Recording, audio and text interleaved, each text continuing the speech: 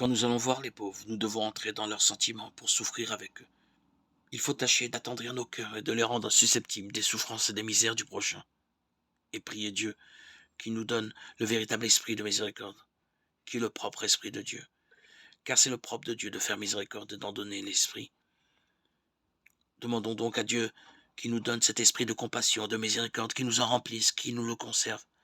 Pensons un peu combien nous avons besoin de miséricorde, nous qui devons l'exercer envers les autres et porter la miséricorde en toutes sortes de lieux et souffrir tout pour la miséricorde.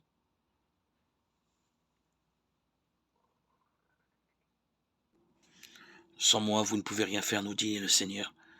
Tout acte bon que nous posons est rendu possible que par la grâce de son esprit. C'est que toute vertu est moins un effort de notre part que l'action de la personne de l'Esprit Saint en nous. Vous allez recevoir une force, dit Jésus, la force du bien et du témoignage.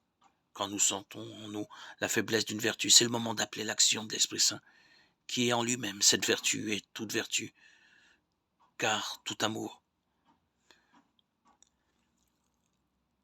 La grâce de Dieu alors agit en nous.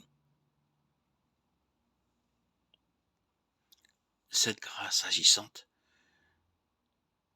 n'est pas le fruit de notre propre volonté, mais de Dieu,